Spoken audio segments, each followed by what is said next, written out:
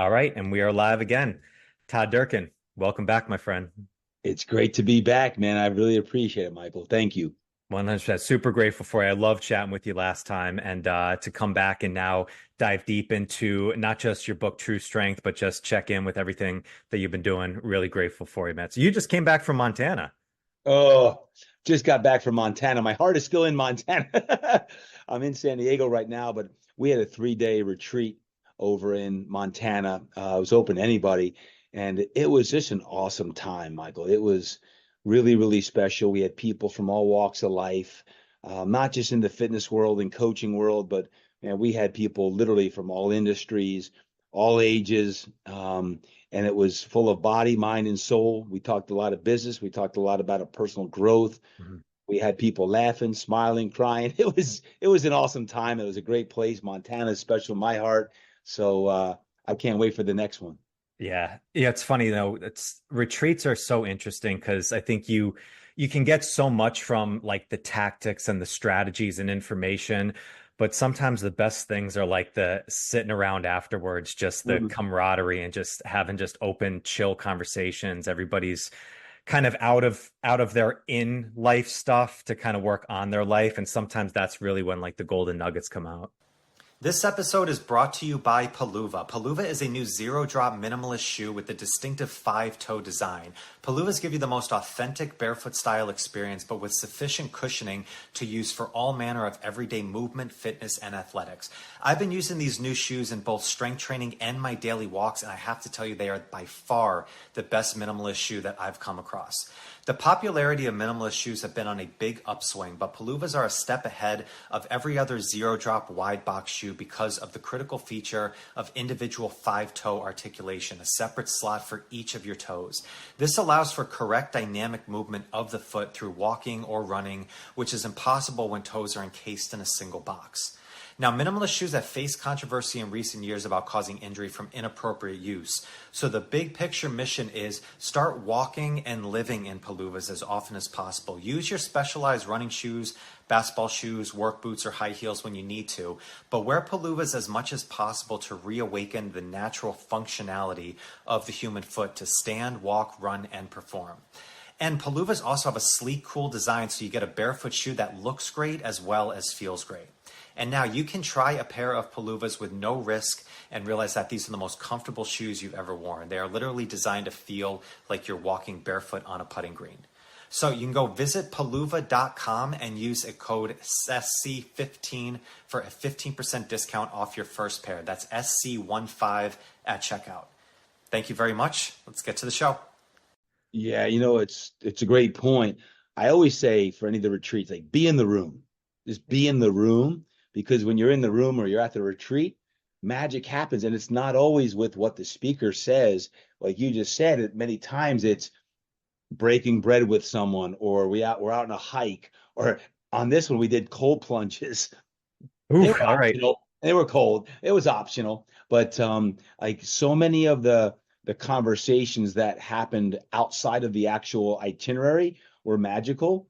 And I have found the last several years Montana to be a place that moves my my soul. So I found I even do better work there myself, and that just sets the environment for people. Like you get off the plane there and you take three extra breaths and you like slow down immediately. And next thing you know, you're immersed in an incredible, majestic environment. And I found the lodge there that is so Montana-esque. So it's you're right. It's very, very special, but uh, so many of the meaningful conversations happen outside the room when we're breaking bread and just conversing about life. Yeah. What is it about Montana that speaks to you? Is it just the environment, the openness of it, or It's interesting because it really it's come to that fruition in the last 3 years. I've always loved the mountains, and the longer I've been alive and the more I've been in business, and the busier I've gotten, I crave the mountains because I find solitude in the mountains. Mhm. I find it's where it's quiet. I can think straight. I can dream big. And in 2021, one of my clients, Michael, you know him, Drew Brees, longtime NFL quarterback. he had an opportunity in Montana. And he said, "Hey, Todd, there's this place in Montana that wants you to build them a spa, fitness, and retreat center." I'm like, "When can we go?" Like, can we go tomorrow? I'm ready now. Yeah. This is the middle of the pandemic. And that was the first time I actually went to Montana. And the place I'm talking about is not what I'm currently building right now. That's like 10 miles away. But when I went there, I literally said to myself, "Oh my God, this place is incredible."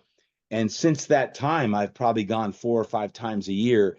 I've lead probably 2 or 3 retreats a year there, and now I'm taking the family back there every summer, or maybe go skiing in the winter. It's just a place I've found to be the complete opposite of the life I live. Of it's busy, it's crazy. I'm going 1,000 miles a minute, and there I can just slow everything down, think, dream, and gather great people. So it's been awesome. That's awesome. Oh, that's great. Sounds like an amazing time. And I know you're doing another one next year. So if anybody's interested, there's an opportunity next fall. I know you said to go. I'm gonna We're gonna do mark a my few of them. calendar. Yeah, exactly. We're gonna do 2 or 3 in 2025, because Yeah. some will be smaller, some will be bigger. Mhm. Um, but it's just a place that it's like anything. When you immerse yourself in an environment that you can thrive in, I find right now that many of us, not all of us, but many of us are going hard, and our adrenaline systems and adrenal systems are on full go. And we get this yin time, we get this quiet time, and we get it, and it's never enough. But it's hard to slow down to say, yes, I deserve to go, or I'm going to go, I'm going to commit to going. We build in excuses of how we can't go now. Now's not a good time for whatever reason. Then you get there, you're like, man, you don't regret it 100. ever. Yeah. So we're going to do 2 or 3 in 2025. I'm in the midst right now of my God Size Dreams planner, where I'm planning out my 2025 and all the things that we're going to do to create impact.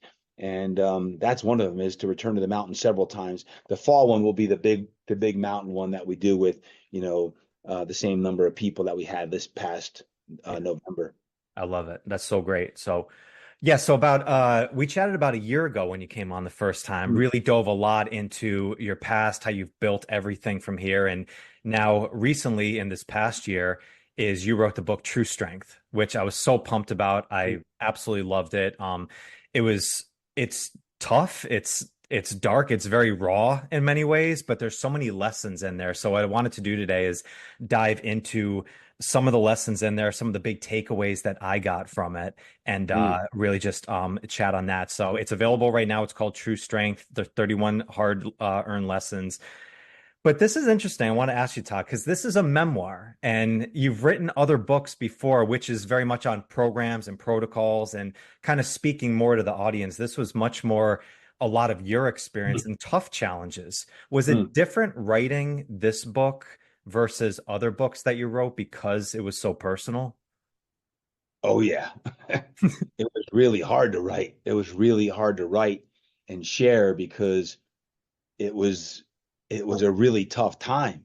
It was a very tough time I was going through.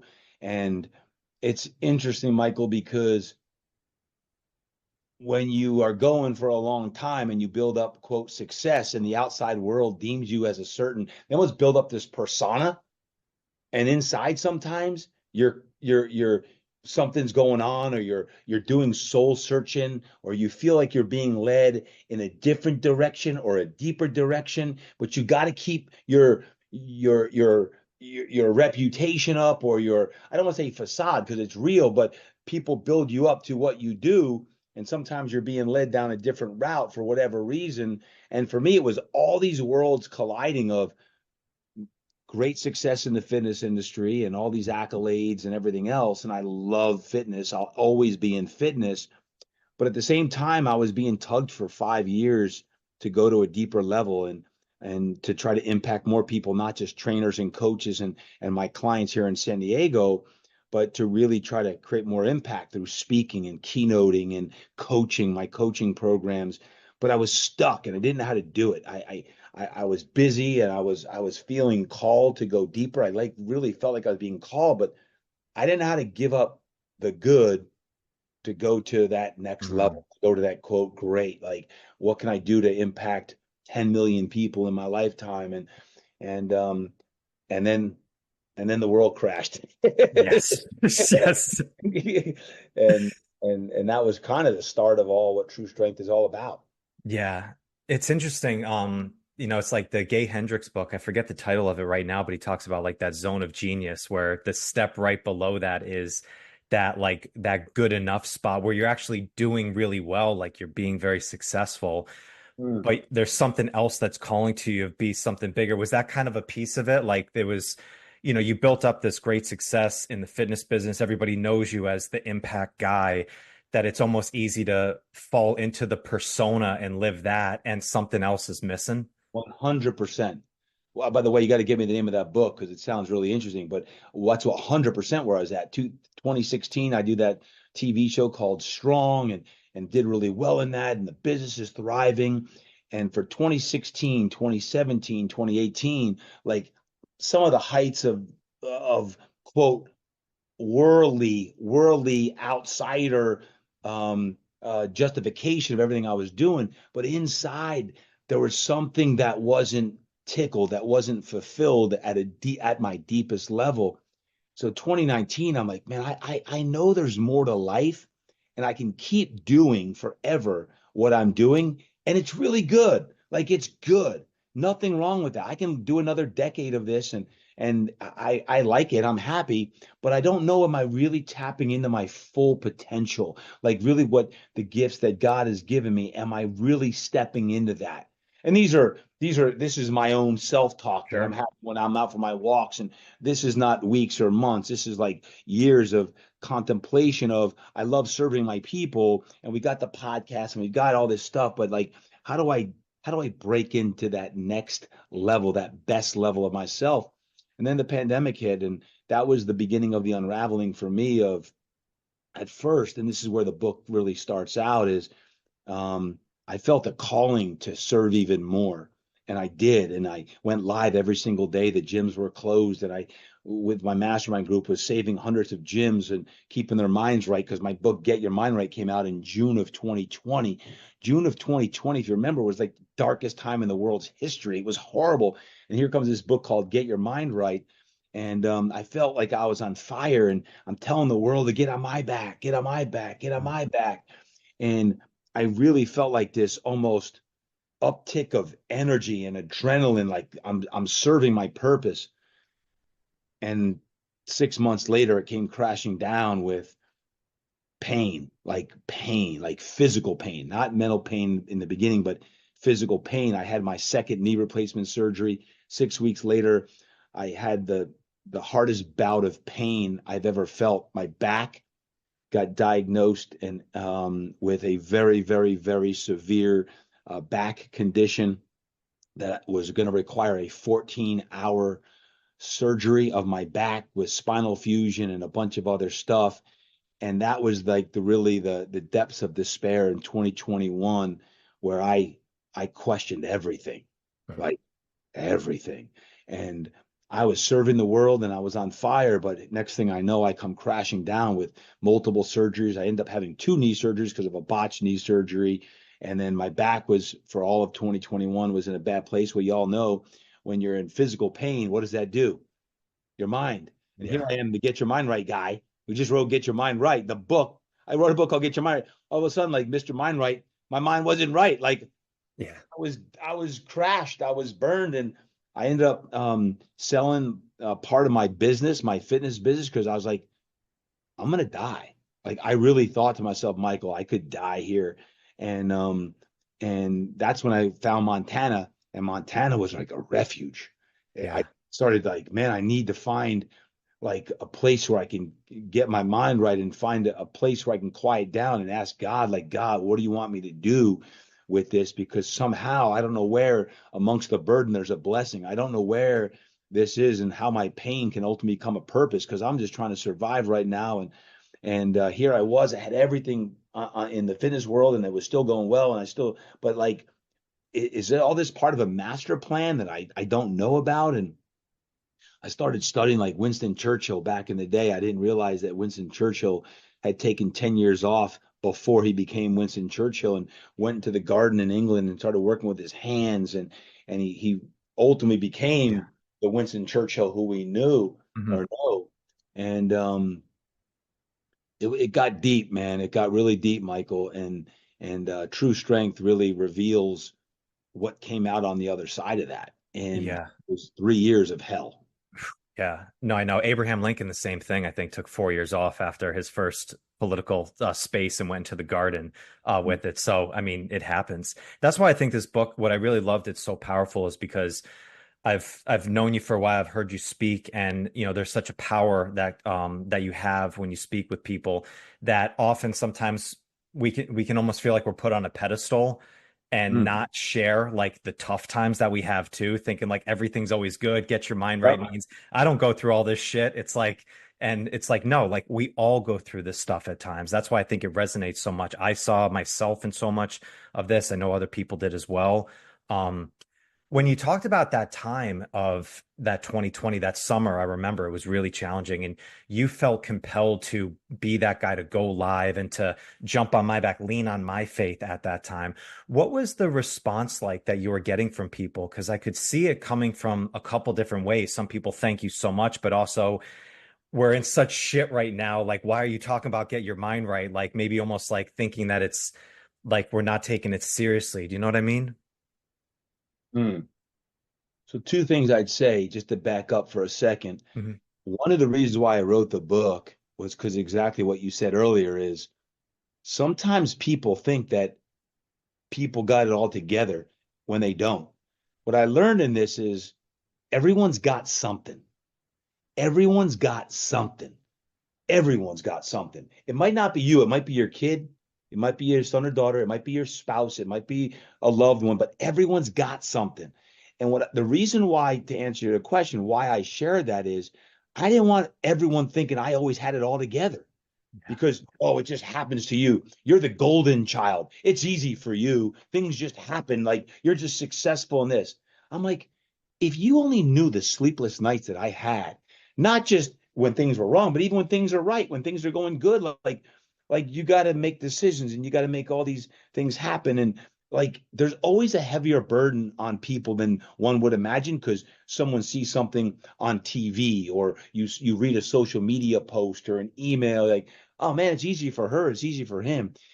So when I really came to fruition of like, I'm going to write a book, it was, I'm going to write a book about reality. Is Mhm. it's not always all sunshine and rainbows. It's not all peaches and cream.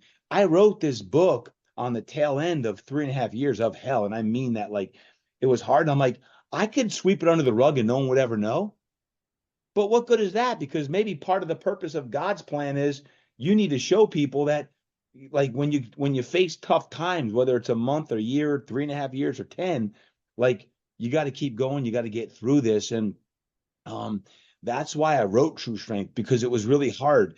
Um, because those 3.5 years, Michael, were 3.5 of the most fruitful years on the outside world. People are like, wait, how'd you Mhm. write two books? I didn't write one book. I wrote two books around a time. I wrote a journal and I created an impact journal. I had 3 live retreats. I had all these things I was doing and be like, wait, how did you do all this? I'm like, because I was serving my pains.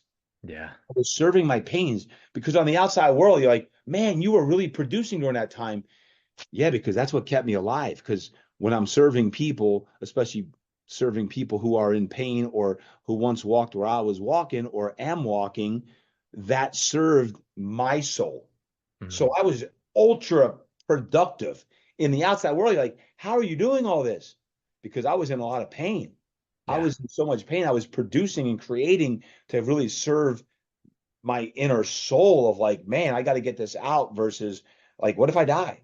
And I Yeah. kept asking that question. I'm asking it right now in my God-sized dreams planner is if this was going to be the last year of your life, what are you going to do? And I really Mhm. love that question. If this is going to be the last year of your life, what are you going to do in the next 365 days to make sure that you get everything out that you need to get out? I don't know if it's a book. I don't know if it's a speech. I don't know if it's you're going to create a business, you're going to sell a business, you're going to go on a trip with your family, you're going to spend time with a loved one. You need to say sorry to one or two people who you may have hurt along the way. Like whatever it is, like if this was going to be the last year of your life, what are you going to do?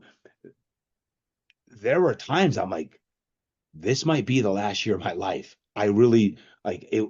I wouldn't be shocked if it was. And fortunately, it wasn't. Um, but that's why I wrote the book.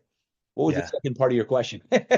No, I mean it's I forget now too on it. It's I think it's such a testament to how powerful service can be, right? Mm. It's like I mean even like I mean in 12-step programs the last step is to, carry it on to bring to another person, and because if you internalize it so much and you only think about how everything's affecting yourself, it can be a very quick downward slope regardless of how mentally tough you are or how many things you've gone through, not just the mental pain but the physical pain that you're going through as well. Right. Well, there's two things when it comes to service, and service is really good for the soul.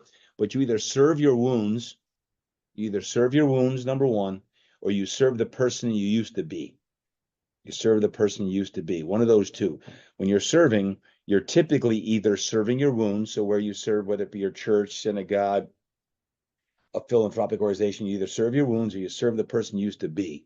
So, like even now, I love helping coaches, trainers, high entrepreneurs who are struggling or going through a tough time and need to get unstuck. They need to get their mojo back. I love that because I was there for 3.5 years. I didn't have my mojo. I was trying to figure out how to get my mojo back. I knew I still had it in me, but my mojo wasn't going. I was in pain. I was exhausted. I was fatigued. I was burnt out.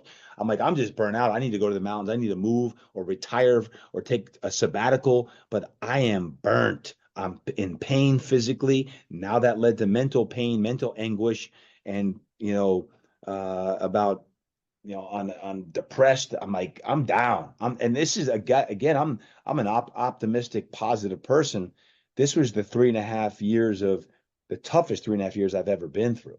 Yeah. That's it's a really powerful thing. You either serve your wounds or you serve your past self of who you were. It's either going one way versus the other. It's interesting, Todd, you talked about, you brought up death numerous times there. And I think, writing about death and contemplating that, it's a powerful practice. I've done that in the last couple years. And it's not all sunshine and rainbows. Like you actually really find out a lot about yourself with it. Is that a new question that you've asked yourself recently? Was that something that you've done before and this more accentuated it in this time? Yeah. I've been doing my God-sized dreams planner for almost 15 years now. Yeah. I have always used that question. Always. It's like 60 something questions in this planner. But the last few years, that question has really resonated deeply. And even this year, as I do it, knowing that time is finite, is it every year, especially the last 3 years, has really meant something special. And to the point where it was real, like, what if this really is my last year? Is my house in order? Do I have everything lined up? Like that to that level, like in 21 and 22, I was like, I don't know. And here's the thing, Michael, you don't want to share it with anyone. You Yeah. don't want to say, what if I die? I wasn't even telling people I was in pain. I didn't tell people I was in back pain because then what happens? You become your pain. How's your back, Todd? Hey, Todd, how's your back? How's your back? How's your back? How's your back? You start thinking you're your back. I've been through Yeah. that 25 years ago, that ended my professional football career. How's your back? Well, that back pain 25 years ago allowed me to step into fitness to go change lives for the better part of 25 years. And all of a sudden, my back rears its ugly head again. And I'm like, interesting. So is Mm, my back going to take me to the next level?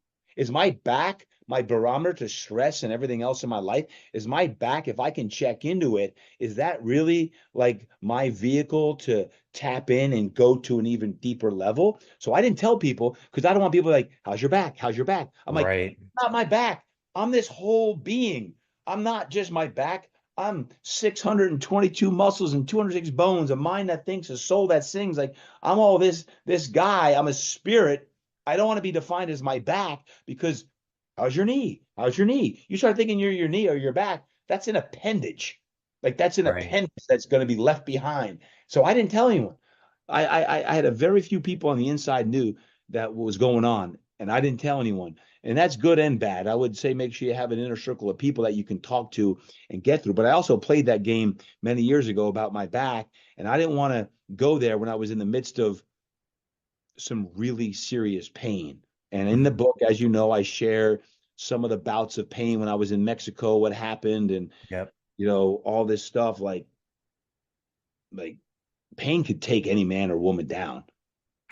You take anyone down when you're in a lot of physical pain or you're in mental pain, and they often go hand in hand. Physical and mental Yeah. pain often go hand in hand, and I know that. I've always known that, but having experienced it again for a second time at a level I'd never experienced, now post all this, I understand that was all part of the plan to get me to where God wants me to go, and here I sit. Yeah. It's interesting. It's, because you mentioned like the time around the pandemic when you were really taking all this on, it kind of gave you a second wind. There was a lot of burnout feelings before, then all of a sudden you were charged up again. Sometimes that can almost mask the pain that we have because we're so driven. Eventually, though, that usually does catch up with us. Like it just waits for us to finish and then comes out afterwards. I went into the pandemic burnt out. Yeah. I went into it exhausted. I needed a break. I was going hard for 20 years, hard, hard. And then the pandemic gave me that second wind. But really, what that did is took me further down of adrenaline. Adrenaline. I was going to my naturopathic doctor and like, man, you got adrenal fatigue. You are shot. Like, what is going on? I'm like, let's go, baby. Trying to save the world, trying to save the world. And I'm just going on no sleep. I'm going on pure adrenaline, 7 days a week. I'm live. And in my mind, I'm like, this is crazy. But in my mind, I also was like, I'm serving a lot of people right now. That answered your question before, Mhm. the 50-50%. No, people loved, like, I didn't get negative feedback that I saw. Then I was like on fire, that I was helping a lot of people get through a very difficult time. I felt those were some of my best years, Michael. I felt those were some of my best servant years of talking people off the cliff and helping save gyms worldwide. Like I was doing some, and when I say 7 days a week, I'm not exaggerating. I was live 7 days a week, and I was on coaching calls 7 days a week because if someone called, I was on. Well, that ultimately led 9 months later to, like, I say a breakdown, but it led to a surgery, which the surgery was nothing more than a forced sabbatical because I was like, I need surgery. This is a perfect excuse to take 6 weeks off because I needed to sit my butt down and rehab my Yeah. knee replacement. And that led to a back situation that was very, very complex. Uh, Mhm. Well, and because the doc said like he's never seen a back like this before, and this is one of the top back guys. This is what he does and specialists. That's a pretty crazy thing to hear from a guy who does this like for not just a back, 24/7. not just a back guy, a back doc. This was a back deformity specialist. So the back doctor said, I can't help you. I need to send you to the only guy in Southern California that's a back deformity specialist. And the back deformity specialist said, I've never seen an adult with this back before. How are you doing what you're doing? I'm like, I don't know, but I Yeah. am. He's like, it's got to change quick. We have a major problem, and this is going to require a very intensive surgery. It's going to be 14 hours long. I'm like, how do you do a 14-hour surgery, doc? How do Right. you? He's like, oh, we do 7 hours one day. We roll you up, you sleep, and we roll you back down the next day. We do another 7 hours. And I'm like, what? Yeah. And Michael, I'll tell you this. I share it in the book, but man, I went out in the car and I cried like a baby, man. Fortunately, my wife was with me because my life flashed before me. Here I am trying to save the world. And for 10 minutes, I had this moment with God where I said, what are you doing to me? I'm trying to help people. I'm trying to save the world. And here I am needing a 14-hour surgery. The doc says I need to take a year off. I can't take a year off. This is impossible. Like I'm serving people. I'm doing good. There's all this garbage out there. There's all this darkness out there. How can you do this to me? And I had a pity party for 10 minutes. And finally my wife, time out, Todd. Everything everything you've been saying for 25 years. Listen to yourself. She goes, did you ever think about maybe God's doing this for you and not to you? Did you ever think about all the people you're serving, that maybe you're not even serving the number of people you're supposed to serve, that he's got a plan greater than you that you don't even see right now? And she went on and on.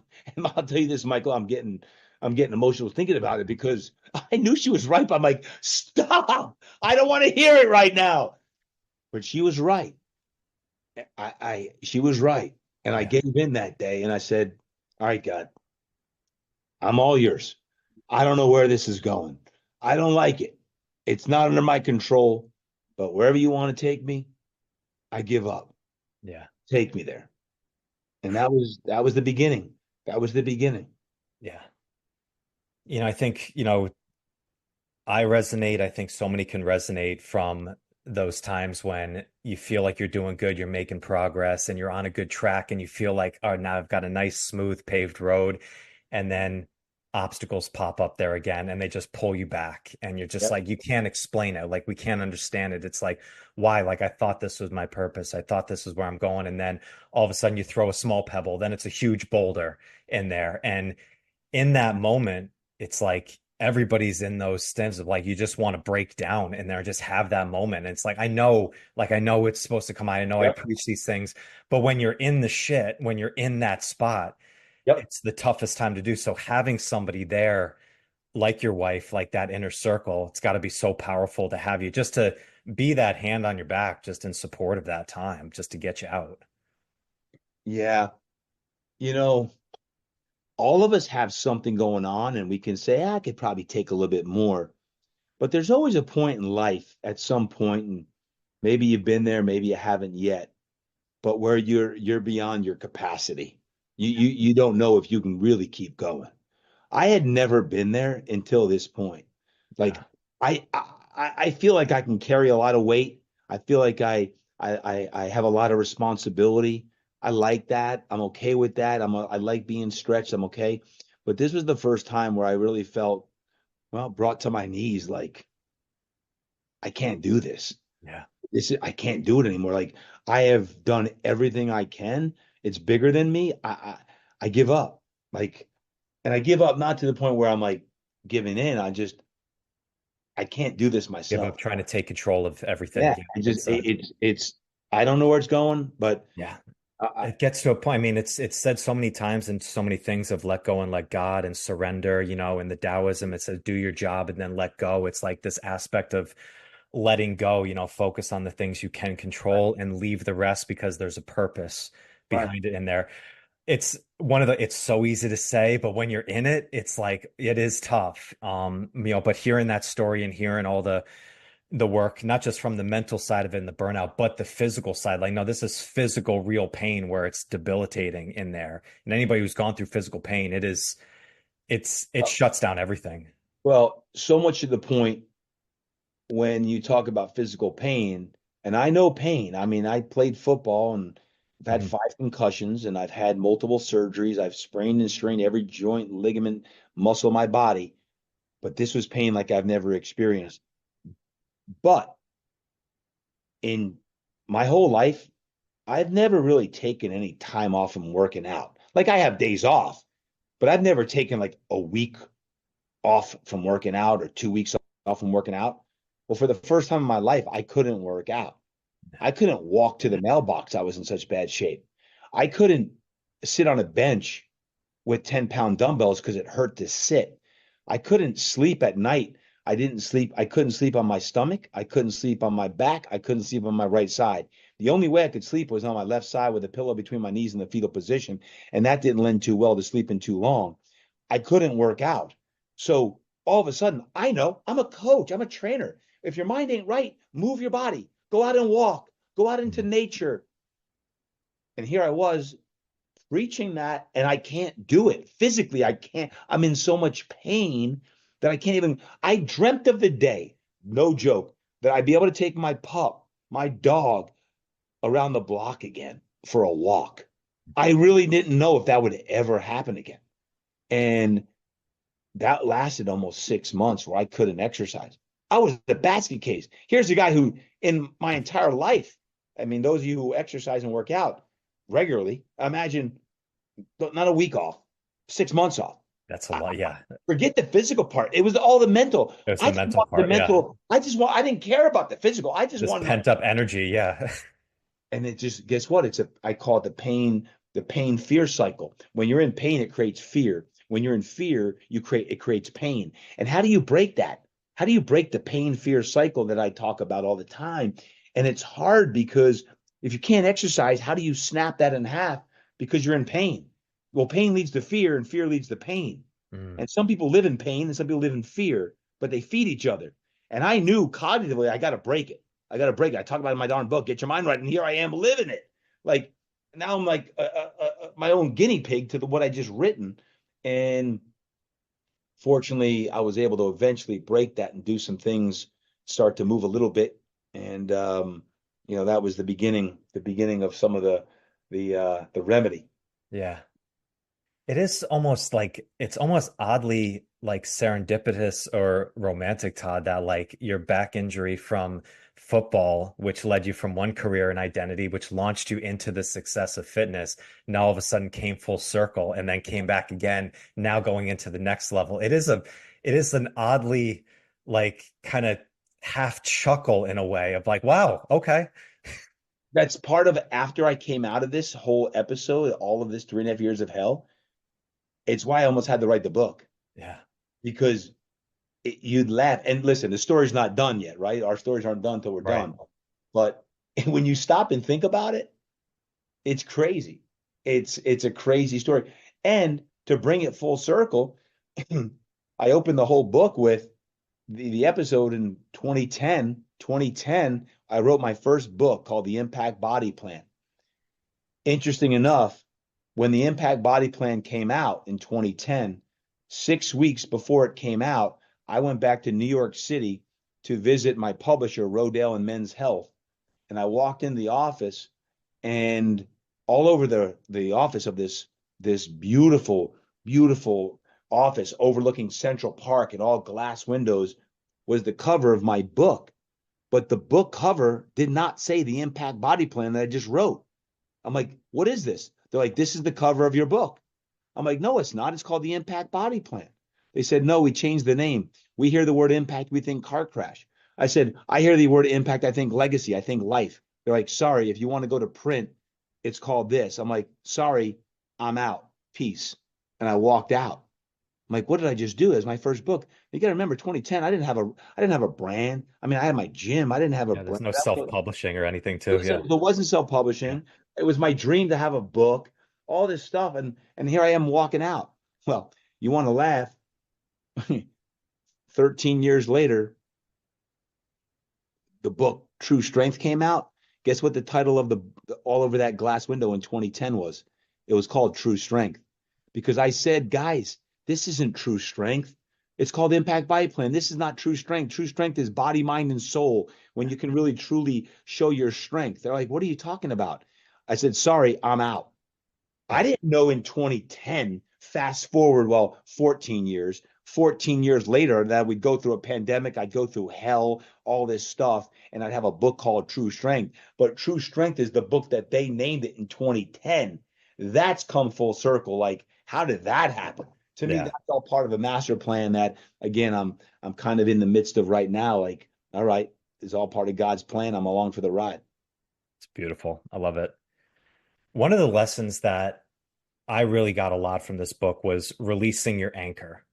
Mm. I think you talked about the work that you do with your God-sized dream planner, and oftentimes we go so deep into all the things that we want to do, what we want to add into our life, but not ask the question, what do I need to let go of, or what do I need to release? And you talk about that of Mm. like that anchor of holding you down. How much of success do you think is more about letting go of things versus adding more things into our lives and onto our plate? Man, you ask such good questions, Michael. You ask good questions. These are hard questions.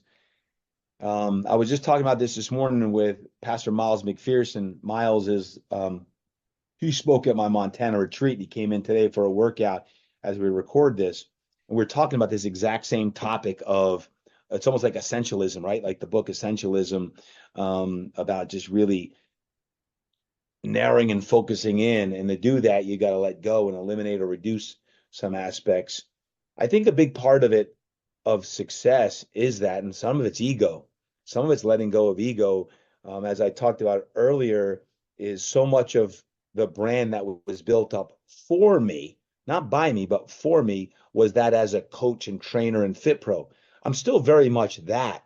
But when you attach to a label, it can get dangerous Mhm. because you just start to take action on the label that's been given to you. Hey, I coach NFL quarterbacks. Yes, I do. That's part of what I do, but it's not who I am. Right. Right. So um, it's an interesting, deep philosophical discussion. But um, to answer your question, when it comes to letting go of anchors, it depends on like when you do the hard work on yourself and you write down like what truly makes up who you are at your core, strip away all the facades and the ego. Who are you? Ultimately, it's our jobs to walk as that man or woman that we're designed to be. And I think a big part of significance is that, like to be ultimately significant in the world and live your potential, you have to be clear on who you are and what you're willing to do and or what you're willing to let go of to be that man or to be that woman that you were designed to be. And that's Hmm. hard. That's really Yeah. hard. And it's either gonna happen to you or for you, and either you make the decision or it's gonna be made for you. I truly don't know, and I say this is all part of the master plan. But if that pandemic didn't happen, and I what the path that I traveled in those 3.5 years, I don't know if I ever would have given up what I gave up Hmm. because it was such a big anchor in my life that I don't know if I could, from an identity standpoint, Yeah. given that up. If that makes sense, like that in so many ways was my identity in the outside world, and in the inside world, I loved it. But what if there's something even deeper? What if there's something even greater? What if there's even more that you can do to impact even more people or to influence more people? So it's a great question. Yeah. I always think of it like like the Michelangelo effect. It's one of my favorite, kind of parables of, where Michelangelo saw the statue of David, the big carved marble out there, and a bunch of other sculptors tried to work this out. And then he was the one that came in and he built the statue of David, which if you go see it is absolutely, enormous. It's one of the Mm, greatest pieces that's in our culture. And when people asked how he did it, my favorite line, and he says, I just removed everything that David wasn't. It's like David was already in there. I just stripped away everything that wasn't him. And I mm. always think of that with anchors. And I think this a lot with people who are on fitness journeys or personal development journeys is we're so quick to add more things. We want to add more stuff into our life, but not actually look at the things that are in our own backpack that are we're holding on to. And if you don't take care of those, if you don't look at those anchors, you can take that adrenaline and you can get that second win and it will bring you down that path for a period of time. But eventually that weight's going to drag you down and you'll get to maybe a zone where you're doing good, or maybe you're doing okay, but something's missing where you're not fully getting there. That's what I thought when I read that chapter. 100%. And I talk about it, but the most difficult exercise is stillness. Yeah. It's being silent because it's hard. Because when we pack in more to our lives, it gives us busyness, and busyness makes us feel like we're being quote successful, right? We're getting things done. It's really hard to be still and quiet, like to shut the mind off. It's really hard to actually shed weight and take things off your plate because you feel like, well, I'm not doing as much as I should be doing.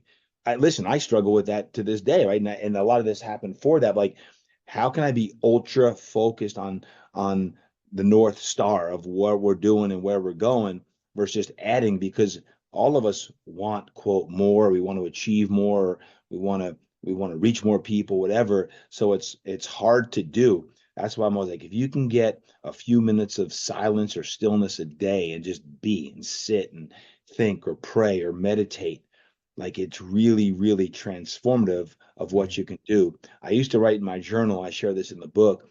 I'd write in my over and over, down, slow Yeah. down. Over and over, I'd have it 50 times. That'd be my morning meditation. Slow down.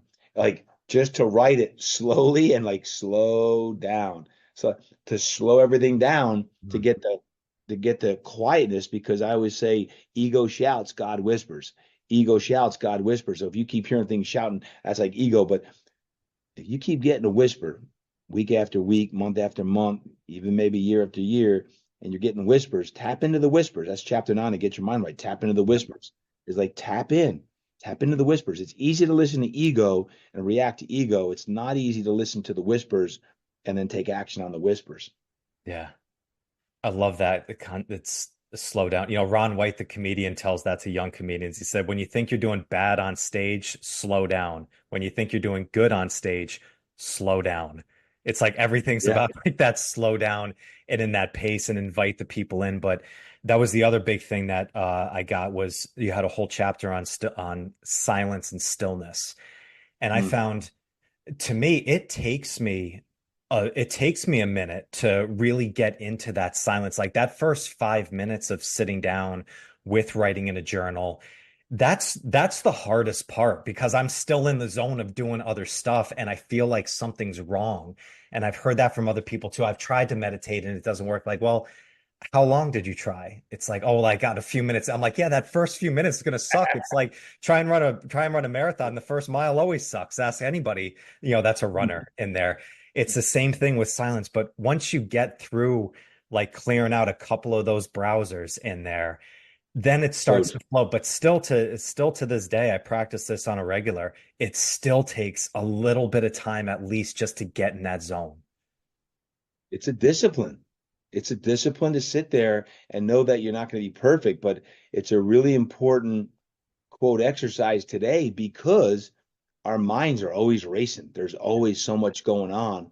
So if you can get a few minutes of stillness or silence, and then when things come in your head to try to release that, just the mere fact that you're sitting in a yin state or a quieter state is good for your parasympathetic nervous system, which is good, really good for our overall being because we're always on fight or flight. The sympathetic nervous system is fight or flight. So if we're always on, that's going to release adrenaline. And if our adrenal glands are constantly being stoked, that's not going to be good for your overall health and longevity. So that's why it's important to have the yin with the yang. People are like, Yeah. man, you have crazy, crazy energy.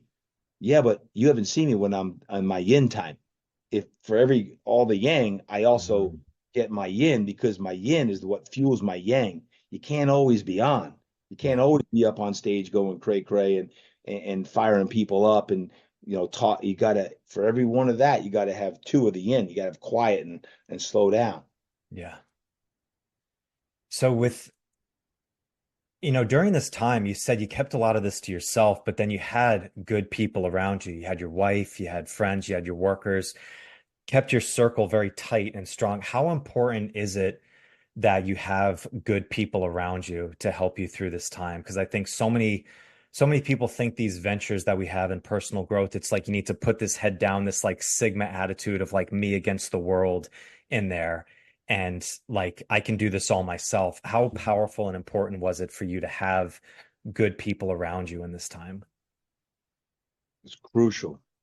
It's crucial. You know, it was really, really important. I had two really good pastors, Pastor Jeremiah, David Jeremiah. I had Pastor Miles McPherson. I had a really good friend, my man Warren Rourke.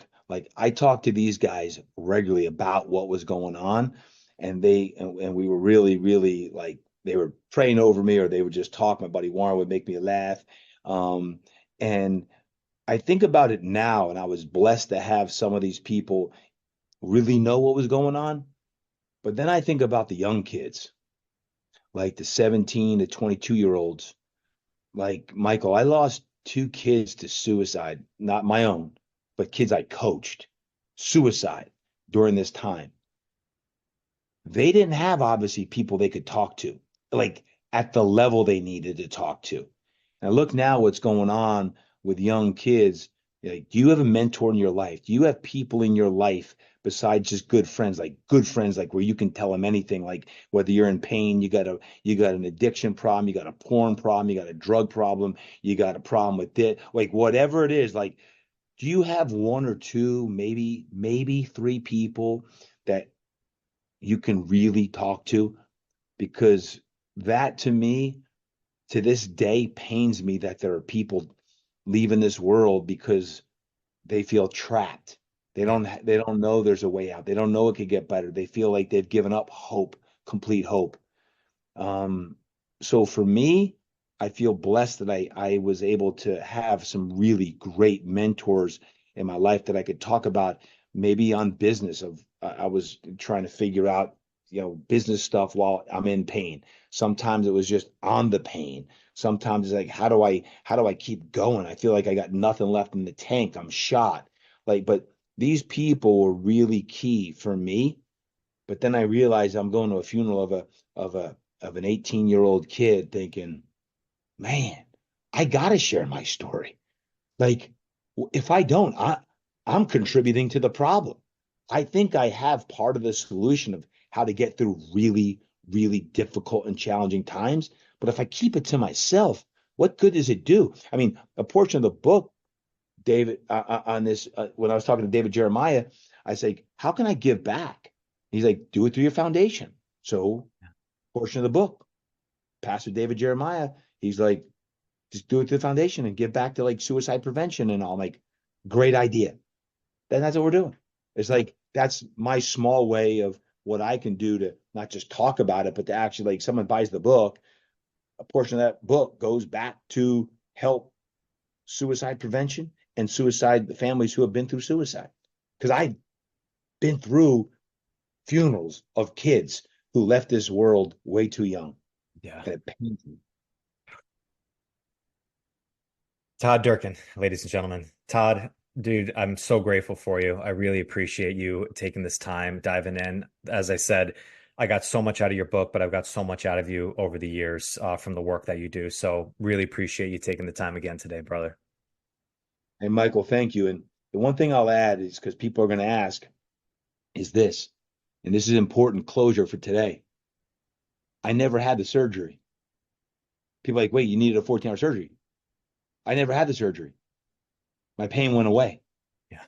After a year and a half, my pain went away. Like, well, how that happened? I can't tell you that because I don't know. I did a lot of stuff. The other aspect of this, to really close the loop, is 3.5 years after all this happened, I got diagnosed with sleep apnea. What sleep apnea? I thought that sleep apnea is for old guys who are overweight and out of shape. Nope. A female medical doctor friend of mine said, you got sleep apnea, you're not sleeping, and that's why you're exhausted, that's why you're burnt out, you haven't slept in years. I went and got tested, and sure enough, I had sleep apnea. All along through all of this, I had sleep apnea for uh, over 5 years. Well, sleep apnea, you stop breathing when you're sleeping.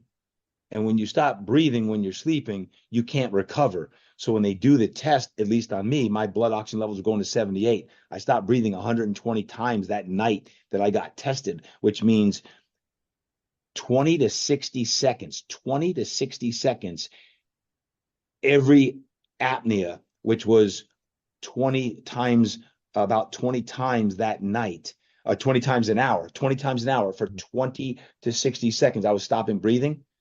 I'm like, no wonder why I was exhausted. No wonder why I was burnt out. I wasn't sleeping. I had the knee issues, the back issues, the stress of the pandemic.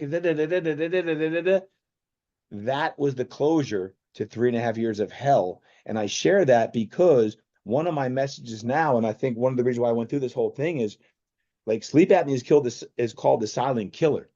If you Mhm. got sleep apnea, you don't get tested, or your wife's telling you snore, but you stop breathing in the middle of the night, get tested. Because if you have sleep apnea, there is a treatment, and I'm treated for sleep apnea now. And let me tell you, I feel like a completely new person. Yeah. I feel more on fire now than I have in like decades. I feel Yeah. like I'm so poignant and I'm back on my A game, but I had to go through hell for that. But I thank God that I went through it and all of it now part of my teaching, Mike, when you asked to come on the podcast, I'm like, absolutely, let's do it again. Let's run it back, is because I feel like in so many ways, I mean, maybe you can relate to one or two of these different things I talked about. Like, how do you get through tough times? Or maybe, you're not sleeping well, or maybe you're burnt out, maybe you're exhausted, maybe you're looking for more mojo or more juice on this. For me, 3.5 years of hell. was culminated with that sleep apnea diagnosis. And when I finally got diagnosed with that, I was so thankful that I was like, is something wrong with me? Yeah. I'm going to die because I don't know what it is. But I wanted to share that because I don't want to think, I'll get a ton of emails like, hey, Todd, whatever happened? Did you have surgery? How'd the surgery go? Yeah. Nope. I still haven't heard, I haven't had surgery. I'll need it someday. Um, but I'm doing great. I'm working out most days of the week. Um, my sleep apnea is awesome, and I feel more on fire than ever before because of what I went through. And that's Yeah. true strength. Powerful, brother. Dude, thank you so much. Really appreciate it. It's Thanksgiving week too. Super grateful for you. It's perfect timing. If people want to check out the book, they want to grab, a copy of it, where's the best place that they can go and grab it?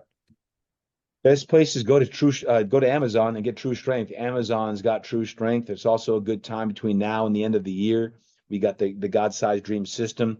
If you're looking to just do more planning for your life, I got my complete system up there. It's a 3-pack. You can get all that stuff right on Amazon as well. Beautiful. We'll get that right in the show notes too. Todd, thank you, brother. Appreciate it. Michael, thank you, Listeners, my brother. Thank you. thank you guys. Catch you guys in the next one. All right, peace.